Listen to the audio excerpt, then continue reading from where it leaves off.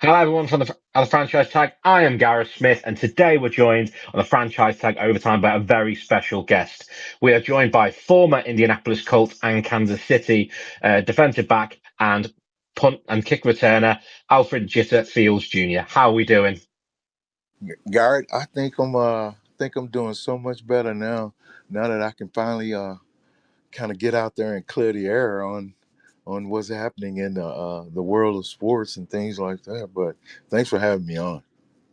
No, thank you very much for coming on today. We always appreciate everyone's time who does come on to spend time with me as we are getting closer and closer to the pinnacle of the football season and Super Bowl Sunday, which the franchise tag are very excited to say we are going to. We're going to New Orleans this year and we cannot wait. But what we'll do is we'll start off initially talking about your younger days, growing up in Texas and being involved in football. Obviously, in Texas, football is more or less a religion there. When you think of football, you think of Texas, you think of Florida, and generally a lot of the southern states. So, what was it like growing up in Texas playing football? Wow, I tell you, it was. I would have to start out by saying this. If it wasn't for my mom and dad kind of perpetuating and funding and supporting emotionally in all kinds of different ways Mm, that I don't think I would have done that, but became a football player. But I asked for a football suit when I was a very little kid, about 4 or 5 years old, growing up watching the Dallas Cowboys and the Texas Longhorns as a little yeah, kid growing up, and they were just really hot. My dad was an athlete too, growing up back in the day. But it got me excited, by watching the Dallas Cowboys, in the state of Texas. And the Dallas Cowboys, like, it is the state of Texas too, and that's a mm, football. I mean, that's an organization conglomerate, and I just mesmerized it. Just wanted to become all that, and the Texas. Well, I played. I went. I did some things in high school, and then finally got to college because I'm gonna get ready to skip my high school career so I can move on. Answer the question, but then the Longhorns. I mean, the coach. One of the coaches came and recruited me at my high school, and man, I took a trip there and just felt like just, this was my place, and I was probably one of the rare ones back in that day and time. Yeah, Texas is a big football state, but I was a one of the rare ones back in time who would try and consider walking on to the college if they didn't give you a scholarship, just going to yeah. walk on into it was very rare back in the day that you can go just walk on, without a scholarship. And I never really felt that, I didn't have a scholarship, but Texas is where I wanted to be, regardless if they gave me a Mm, scholarship or not. I was going to make that squad. Yeah, growing up in Texas, man, it was a lot of. I didn't fear the competition. I just knew the competition, was in the state. It was big, it's huge. oh yeah. We had tons of athletes that I competed against that are Hall of Famers now, in their day and time, and they were really good back in high school. We never really thought that, we would be Hall of Famers, but we tried to play the best we could in the state of Texas. You give it your best. And I found one thing that was very odd. Like growing up in the state of Texas, where it's a football heaven, football factory place. There's some other states I can, you know, contest to that too. But man, we were just really heavy in the football. Yeah, well, it's always well known for obviously. When I say when you think of college football, particularly, you generally do think of the state of Texas. You think of the likes of Florida for some of the stuff that those two, and then obviously you think of the Georgias, the Bamas of this world. But obviously, you went on to play for the Texas Longhorns, a team you say you watched growing up. How did it feel that first time you put on that Longhorns jersey and went out to play for them? It must have been like a dream come true at that point. Oh God, I can't even speak on this. I'm so excited about that moment. That moment there, I just didn't want to be I just didn't want to be shamed or embarrassed or make a mistake.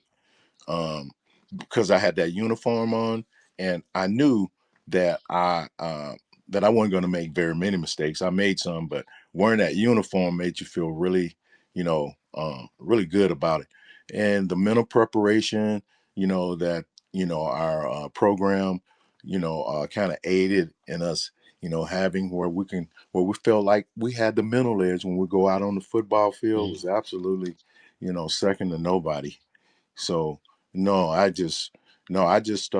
wanted to go and be the best I could. I mean, I didn't think any other way, I didn't think any other way outside the box, like it couldn't be done. I never thought that. I never thought that. I'm at the University of Texas School of Excellence. A lot of stuff starts there. you know, Well, the it world definitely starts does, there. and you obviously mentioned obviously some players who've gone through Texas, and you look at the players there now, and the fact that they obviously made the Final Four of the new college football format this year. How did you make of that new format in college football? Because obviously it was a big change from what it was previously. Well, I mean, I kind of felt that knowing Texas, the program, I follow them every day, just about, or every other day, that we would be a part of it. We would be a part of the playoffs, Final Four. Mm, I mean, it's tradition, and like mm, you mentioned, Ohio State, and I love the state of Ohio. And matter of fact, I have a master's degree from the state of Ohio in Athens. But I mean, just the the this year, I just knew that Texas would be in it. It's just so much. It's just a tradition. It's just a tradition, mm. and it kind of repeats. History kind of repeats itself in sports a lot. And no, I had no thoughts that, no doubts that our my school, the University of Texas at Austin, would be, in the final or winning the national championship. I'm also, going out on a limb. I'm not really going out on a limb. I just believe in my school. I just believe in that school that they'll be back, in the Final Four again next year too. It's obviously interesting because there's a quarterback there that I think that is quite well known even over here in the UK, because college football isn't as massive over here as what it is in the States. But there's a young Manning playing there that is starting to be quite well known over here. How much are you looking forward to seeing his development and seeing what he can do as a quarterback moving forwards? I thought that, he should have played a little bit more this year as a runner and a running quarterback. He can pass. He can do it all. And we might have gave it a better shot at getting in the national championship finals if Manning was in there for sure. Yeah. I'm very impressed with all the Mannings. I'm even the dad. Starting with their dad, and this is grand. I mean, well, I know Arch. He's probably a little bit more. This is grand. I mean, his grandson, I believe. But no, I'm really impressed, and I think with him at the forefront in next year's situation, if Coach Sarkeesian and the staff, you know, uh, really prepare and for the next season with Arch in there, I think we'll be back in the Final Four again. And it's going to be interesting, obviously, because the new format and how it goes moving forward. But all I'll do is move on now from your college to talk about you going and getting drafted in 1984 to the New Orleans Saints, a city that I cannot wait to go over to. I will be flying over there the 1st of February. The sooner that happens, the better. But how did it feel when your name was called and you could finally were able to find out where you were going to play in that draft? Yeah, okay, Garrett, Garrett, that was a good moment for me, but it was also a low moment because I was during the pre-draft period, like a couple of months, 2 or 3 months before they have the draft. I was Hmm. I was told by several organizations that I would be drafted a little bit higher. First, Yes. second, maybe third round at the least. And on draft day, uh, I back in the 80s, you draft time started at about 8 o'clock. Yeah, I knew the pattern. It was 8 o'clock in the morning, and the first round would go from 8 o'clock till about first two rounds from about the first two rounds started from 8 o'clock to about noon. They would end at noon. And when I didn't hear my name called, oh God, that was a terrible moment for me because I was like, boy, it's gonna be really hard for you now. And Yeah. but when I got the phone call from from Coach Phillips, who bless him now. He's Baum Phillips coach. He was the head coach for the New Orleans Saints at the time. And I had went to sleep. I was so mad, I was so angry. I had went to sleep in my dorm room and my phone rung. And it just happened to ring at about 3 o'clock on the dot. And I answered it and I goes like, who is this, man? He goes like, it's Bum Phillips. Because I was very upset. I didn't know who it was. This is Bum Phillips, Northern Saints. Jitter, we just drafted you, blah, blah, blah, blah. And from that point on, it's pretty, I was okay with it. I was really excited. But boy, I wanted the first two rounds. Yeah. But it was great, going to the city of New Orleans, and things. Yeah. Hmm. And I've actually interviewed his son of a bum, as he likes to be known as, the other coach, Phillips. I had him on when he was in the when the XFL that first season. I had him on. He was a great guest to have on as well. Really interesting character. Obviously talking about the iconic Phillips defense, as it was officially known. Obviously you played in New Orleans, and at one point you set a New Orleans Saints record for a punt return. The one thing I always find quite fascinating is when I see punt returners. How do you look and find those gaps? Because it just looks like absolute chaos when everyone's flying up the field at you. How would you go and find those gaps? Well, I know starting out as a kid, I mean, as a child growing up in the state of Texas and playing just regular football in the neighborhood. I Yeah, started that in the neighborhood, just dodging. I mean, like being able to run like a running back, and yeah. that kind of like stuck with me and followed me all the way through. Well, I kind of use it, and really made it, excelled in practice. I think coaching really polished it more than Mm, anything. Expert coaching, getting good coaching. I'm a coach now too, and I don't mind coaching. mhm, I love coaching, but coaching kind of aided in it, too. But being able to catch a football, being able to have that vision, the awareness of the field and where everybody is on the field. I mean, you're locked in, from the mental standpoint. One thing I do want to share with you before I do that, Gart, is like I never heard the crowd. I've never always I never hear crowds. If okay. you're locked in, I never heard the crowd. So I always tried to stay locked in and was looking for moments to always, I don't care, every play to make a big play. So Mhm, yeah, and I kind of knew coming in that getting drafted and being a punt returner, for the Saints, that I knew I was going to do something because I felt like a first or second rounder anyway. So I was yeah. like, wait a minute, I'm gonna do something here, you know. And I've always been that valuable guy. I think. Well, look, I'll say that later.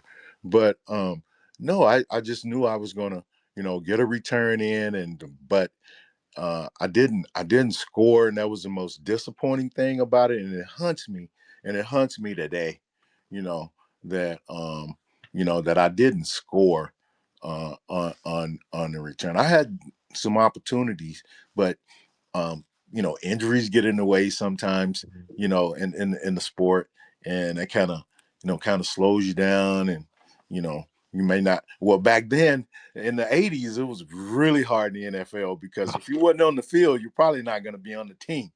It was really tough back then, and it's probably tough now. I don't know how they really are on the sidelines as much today, but uh, it was really tough if you wasn't on the field, playing in the, you might not have been, you might not have been part of, that organization either too. So it was is something.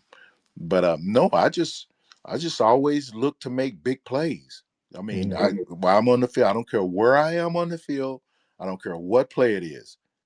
Just look to make big plays and no and eliminate your mistakes.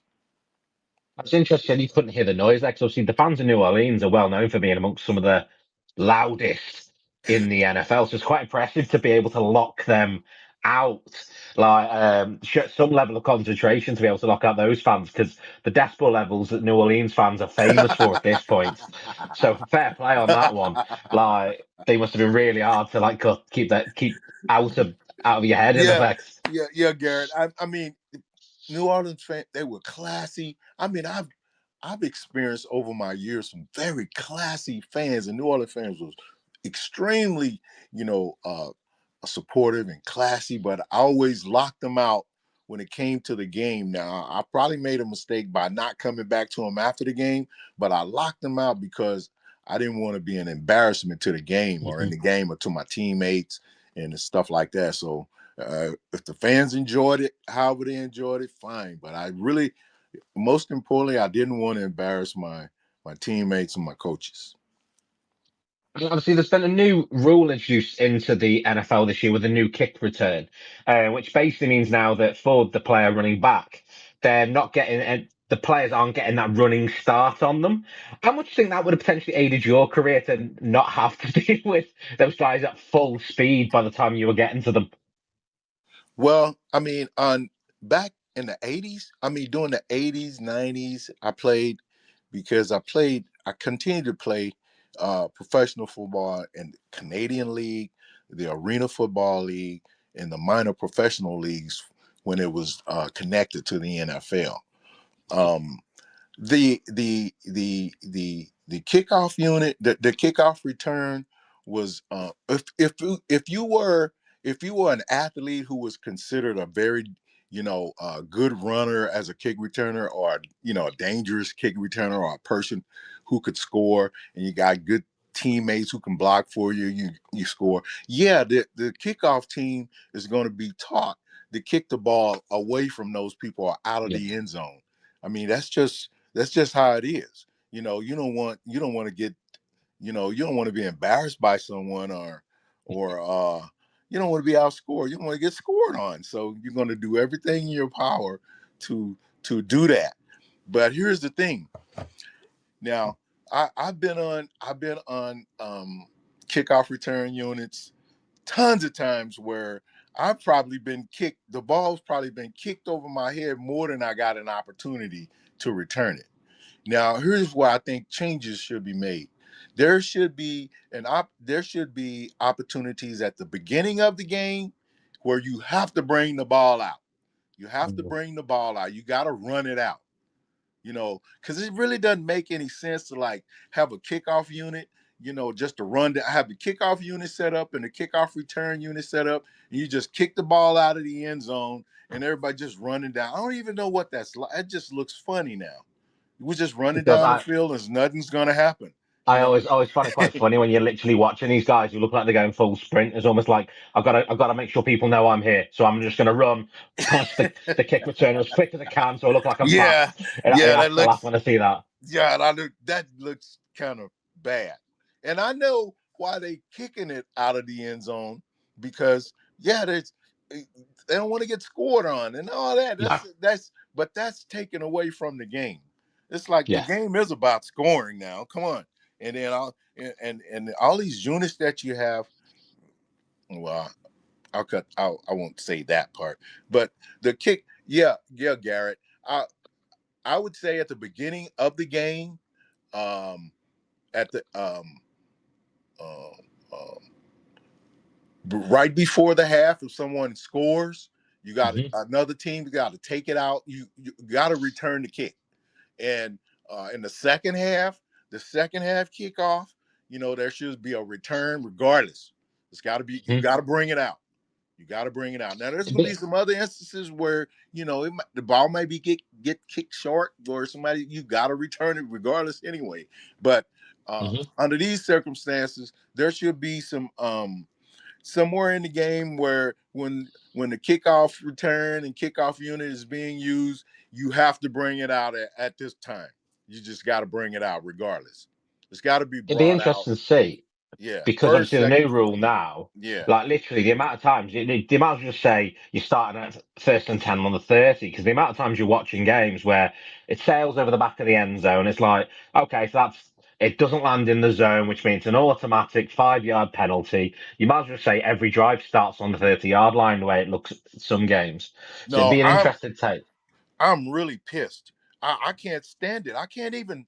I'm really pissed about it. It's really Yeah. bad, Garrett. I mean, there's no way they're gonna take that unit out. I mean, they can, but then at the same time, I mean, like we practice those. It's practice, and practice is used, Mhm. and players make the team because of it. You know, all those kind of things. You know, special teams is part of the football game, Mhm. and the kickoff return and kickoff return, that unit right there starts the game.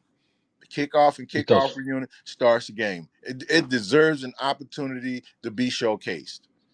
It does. On, on And it's a good chance for some of these players as well, because some of these players that start off as say on the special teams, some of them then go on to have fairly good careers. If you look at say players like Bourne, who plays for the Eagles, who was primarily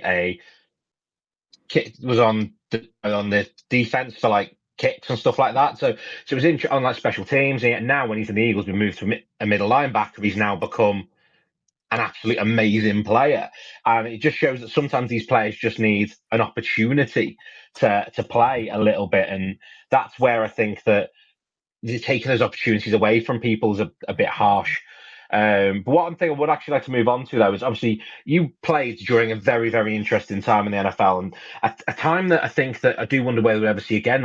Obviously, you played during the strikes, which was an interesting time for the NFL. And obviously, there's been movies made about that, and obviously there's even been some comedy films based on based on the strikes in the NFL that happened. Uh, can you talk us through what that time was like playing as a player while there were players on strike? wow, you know, to now that I look back, you know, and kind of like reflecting on it now, I just it was just football. It was just come and play football. We need you to come and play football so that by the time you know we get you to play football, we'll have our organization back intact. So I was just out looking to play, continue my career to play football, and uh, and I started getting these phone calls about it, and got snatched up by the Indianapolis Colts. Now it was Yeah. funny doing this time. It was funny because um, I really didn't, guard. I just really didn't know what I was getting. I was just going to play football in the NFL, and it was like that's it. That's what you do. And the same coaches were still there, or at least most of them. Some of the players were still there. So a few of them were, breaking the picket line or whatever. Um, so it was funny. One day we were on the bus getting ready to go to practice, and they put us on the bus to go to practice. They was busing us to practice for some reason. I can't remember now. But anyway, there were players outside. There were the active players outside the building standing with shotguns and rocks and eggs. They threw eggs at our bus. Oh man, My it was word. yeah. They were rifles, long rifles, all in their hands. I don't I don't believe it was all just to scare us, really try and make us go home. Basically, I don't think Mm. they would have harmed us, but you never knew. You never know, but it was. But I thought it was kind of interesting and um, um, I want to say fun, but it was still a cool time, and it was the NFL. So, and then the Mhm. NFL was on strike. The National Football League was on strike, and they needed players and stuff like that. But once again, I never thought that not one iota that if I got on the team, strike or not strike, or no strike, whatever, that I was here to make big plays. Mhm. It just I was going to make big plays. I didn't, I didn't think, that's only how, making big plays for the organization and my team. And that's how I thought, like going right into it. And they go like, "Oh, whoa!" And there have been some people, other people ask me, "How did you do that? Why, what's going?" It's like I got a chance to play football again, and I'm gonna make some big plays, have fun, and make big plays because that's all I knew how to do at that time, you know. In You the did. NFL, There was an 85-yard return from yourself as well, again, which was quite a hell of a return from yourself as well. So you did know how to make thank those you, big Garrett. plays. Thank you. Uh, it was always interesting that the amount of end of the day being able to make those plays. It's always fascinating to see that there's a saying that a TV presenter over here says special players play on special teams because they're the players that need those that they're the players that can go and do some spectacular things. They just need the opportunities to showcase those opportunities. And that's where things like what you were doing in the kick return was so important to showcase the abilities. So it was interesting. And a team you played for is in Kansas City as well. Not a bad organization, the Kansas City Chiefs. They're doing all right now, aren't they? They've won a Super Bowl here or there. They're not trying to go for destiny or like history at this point in time, are they? So, what are your current thoughts on the current Kansas City Chiefs team? Oh, they got a lot of speed. They got a lot of speed. They have really good defense. They know and special teams. They on target. They on fire with all on all in every department. Special teams, offense, defense, and um, the guys on any team right now who are in the playoffs, they know how to win. Yeah, They know that if you don't win this game, you go home. And I have some playoff experience and on different levels, but you in the playoffs, the intensity, everything goes up. The that slowest does. man, the slowest guy will mess around and beat you because the intensity level, the pressure, everything is on the line. Every play, Garrett, is on the line in the playoffs because you go home. You can feel it when you're in the playoffs. You can feel like the slowest guy if you're not ready. The slowest guy will be out there, whipping you, or the slowest girl, whoever will be out there whipping you if you're not really, juiced up in the playoffs. You got to be a little bit more juiced up in the playoffs. So Kansas City is locking that in on all cylinders. And I'm pretty much gonna say that for all the other teams that are in there now. But for years, for the last probably 6 to 7, maybe 8 to 9 years, I'm gonna favor the teams I play for it anyway. But Yeah, I'm never giving up on KC. And the head coach there, he's like one of the fine head coaches, ever to be. I want to be. I wanted to be on that staff. I wanted to be on that staff. As a matter of fact, I'm still available for coaching anywhere in the world, even in the UK. You know, but that Kansas City squad is clicking on all cylinders, and they're not lead. And see, they're not a fancy team in the stats either. You don't have to be a fancy team in the stats to win the championship or the Super Bowl. You just got to know how to win and where and how. You just got to know where and when to win. You know, yeah. you got, And with the guy, they've got a quarterback. They know at any point if they need a drive, they can get that drive. They're one of those teams that just know how to get over the line. And obviously, we've got a hell of a defensive coordinator over there in Spags, who is an absolute legend in what he does. And obviously, you mentioned Andy Reid there, who is well on his way to try and basically be GOAT status with what he's doing. As an Eagles fan as well, it always makes me happy to see him doing well, but also sad to think that we got rid of Coach Reed. But it was one of them where I think both parties needed to start again a little bit. And obviously his career has gone leaps and bounds since he's left Philadelphia. And it's one of them where if the Eagles don't win it, I don't mind Andy Reid winning one because he's a legend in the Hey game. Garrett, I man, I'm so impressed with the Eagles. I knew the Eagles was going to be there too, and they're always going to be the Eagles. I'm very impressed with the Eagles. I love the Eagles. I love Yeah. everything about the Eagles and their whole organization. I always have my teammates. I have dear teammates that I speak to daily that are what were members of the Eagles, like Lawrence Sampleton. Lawrence Hmm. Sampleton was a tight end, for the Eagles, who did many of things, with that program. So I feel you on that, buddy. I'm all with you. If they get in there and win it, I'll be happy. I'll be happy Like too. you're literally, because I'll be in New Orleans for that if as I'm there when they win it. Super Um, job. my word, like it's just gonna be one of those things that we've just got to get past Washington this week and the Commanders, but I'm very confident going into that because I don't think anyone stops Saquon right now. I just think Saquon is too good. Best running back Um, in football, baby. well, he's only, I think, 150 yards away from setting the all season, including playoffs record. I think it's about 150 yards away now, which, if he's got 2 games to do it, he's easily hitting 150 yards. If he has 120 versus the Commanders, it's a slow day for Saquon, I think, at the moment. He's only 150 yards away from setting and the rushing record, including playoff football. So that would be impressive for him to hit. See, Um, you know what's in addition to what you saying, Garrett, I would also like to see Saquon run them right into the Super Bowl and win it too. yeah.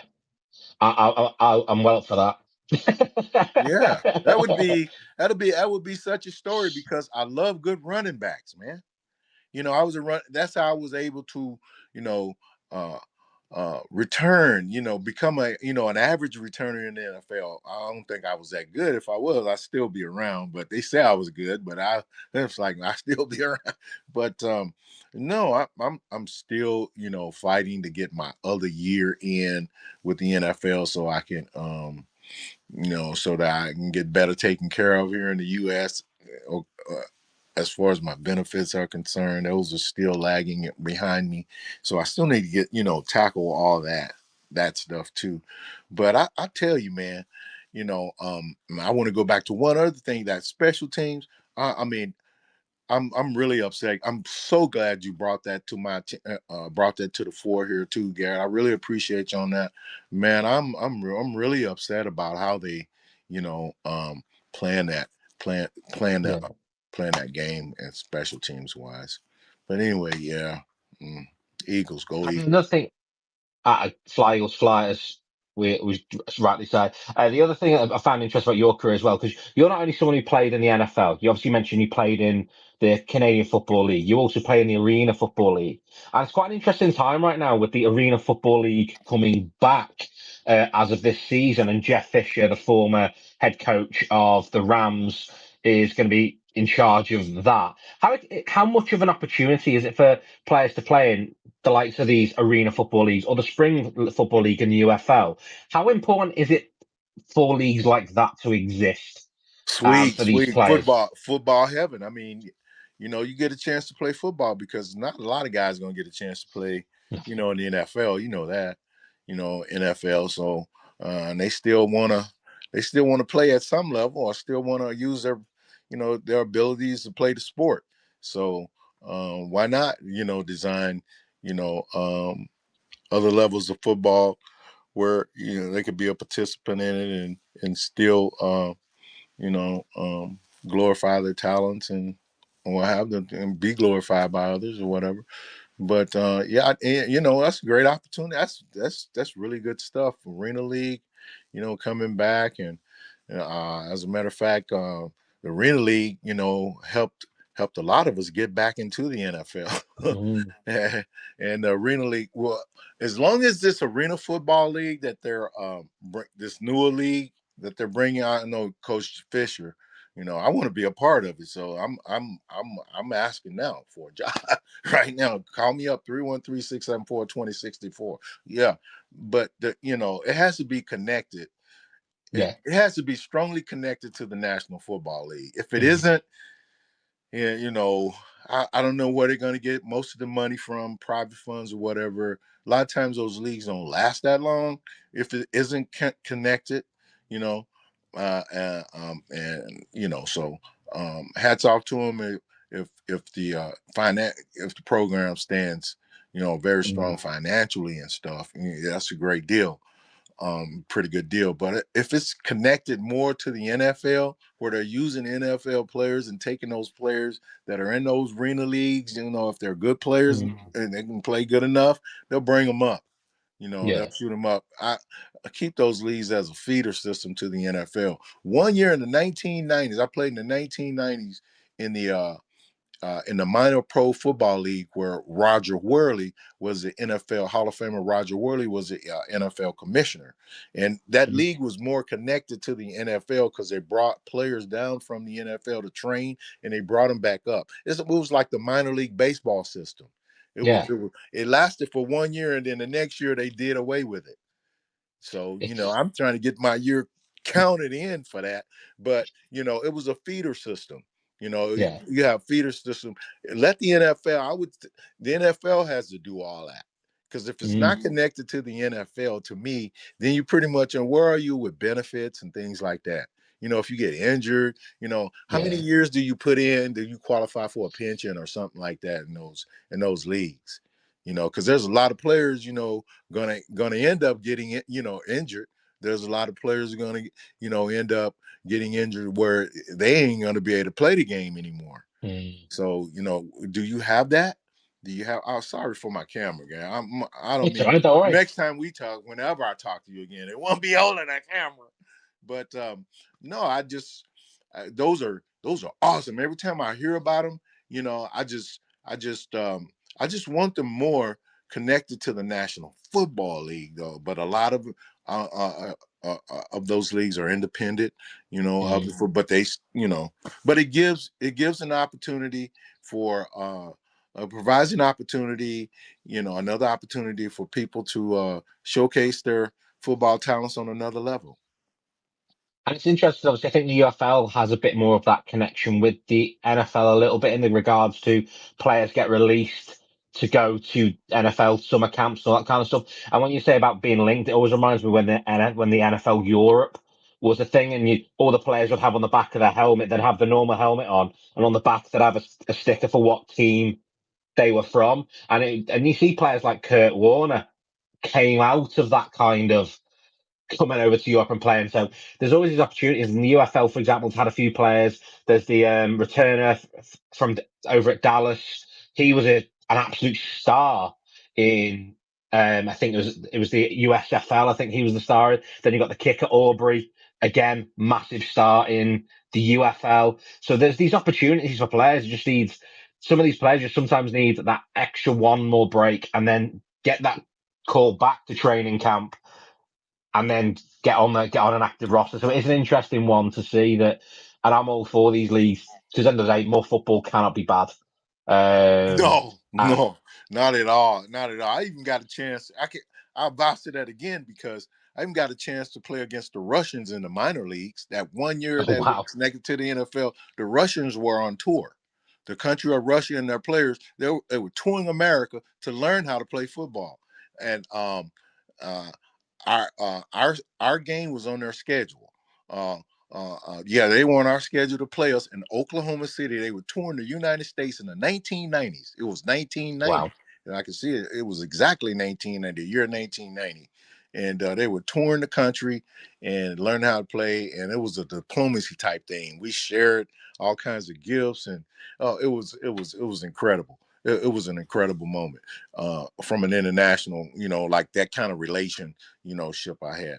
I also had that kind of relationship in Canada when I played Canadian football. That country loves their football. They You know, do. they love the football. They care about the NFL, but they're locked in. Mm. They're Canadian football. So hats out to the UK, man. They get it going. I want to come over there and coach that football because I know UK football. Just UK football. It's going to be live.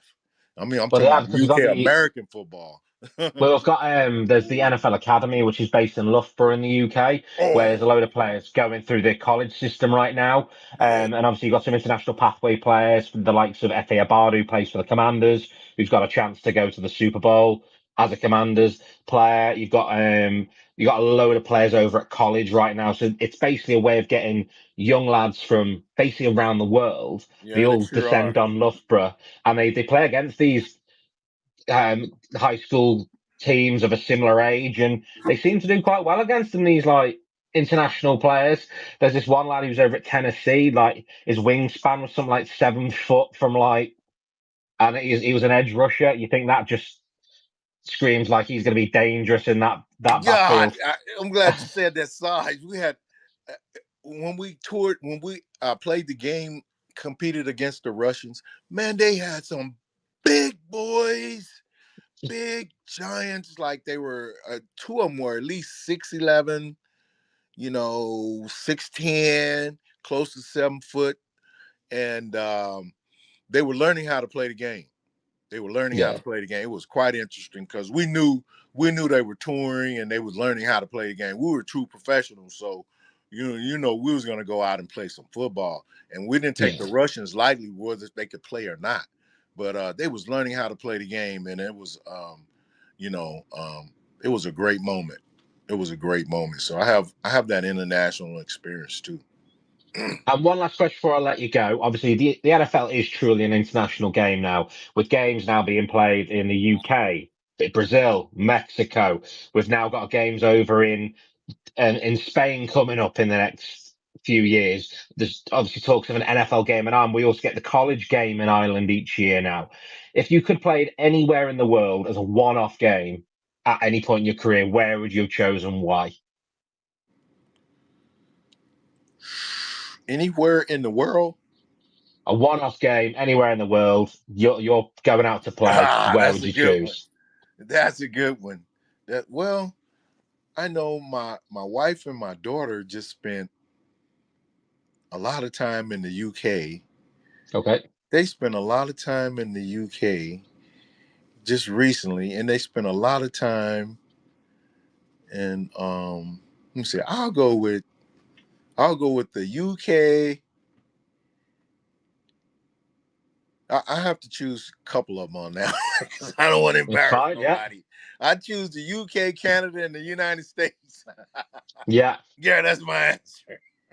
Cool. Thank you very much. Obviously, thank you very much for your time today as well. Absolutely, truly honor to have you on. Hopefully, speak to you again soon. But obviously, thank you very much for your time today. Peace, Garrett. Yeah. You have a good day, And Garrett. you too. And obviously, thank you everyone listening at home. We'll be back again soon with another special guest.